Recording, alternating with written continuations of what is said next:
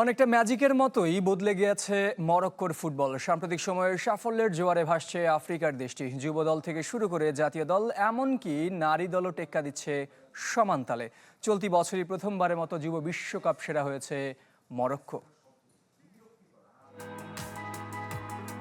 সাম্প্রতিক সময়ে ফুটবলের অন্যতম পরাশক্তি মরক্কো। ফুটবলের সাফল্যের জোয়ারে ভাসছে আফ্রিকান প্রতিনিধিরা। যুব দল থেকে শুরু করে জাতীয় দল, এমনকি নারী দলও টেক্কা দিচ্ছে সমান তালে।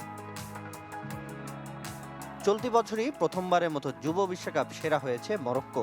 রেকর্ড 6 বারের চ্যাম্পিয়ন আর্জেন্টিনাকে হারিয়ে আনন্দে ভাসেন মরক্কান ফুটবলাররা।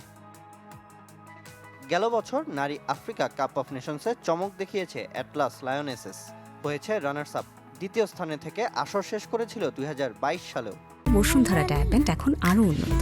এই হট এয়ার থ্রো টপশিট দ্রুত শোষণ করে সোনামণিকে দেয় কোমল অনুভূতি। জাতীয় দলের পারফরমেন্স তো কম বেশি সবার জানা।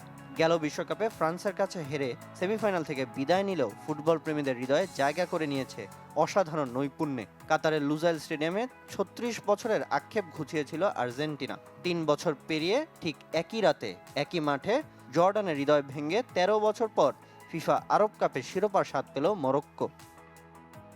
মরক্কোর সাফল্যের রহস্য কি?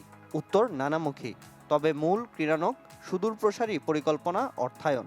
ফুটবল উন্নয়নে কারিগরি টাকা ঢালছে দেশটির সরকার, যা নিয়ে পড়তে হয়েছে জেনজিদের তোপের মুখে। 2030 বিশ্বকাপের সহ আয়োজক হওয়া সে পালে হাওয়া দিচ্ছে। আশরাফ হাকিমি, হাকিম জিয়েশ, ইয়াসিন বুনোদের মতো সোনালী প্রজন্মের সারথীরা জাতীয় দলকে করেছেন আরও সমৃদ্ধ। সঙ্গে দীর্ঘ সময় ধরে কোচ ওয়ালিদ রিগ্রেগুয়ের উপর আস্থা এবং তার প্রতিদানে শক্তিশালী দল হয়ে উঠছে অ্যাটলাস লায়ন্স। সামনে আরেক পরীক্ষা। 1 সপ্তাহেরও কম সময়ের মধ্যে আফ্রিকা কাপ অফ নেশনস খেলতে নামবে মরক্কো। যদিও টুর্নামেন্টের একমাত্র সাফল্যটা এসেছিল 1976 সালে। এরপর 2004-এ রানার্স আপ হয়েছিল তারা। এবার সেই আক্ষেপও কাটাতে মরিয়া আশরাফ হাকিমি, রাবি রিমাত্রা।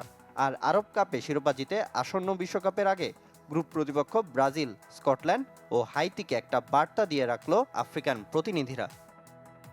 সামি নিয়াসার, চ্যানেল 24।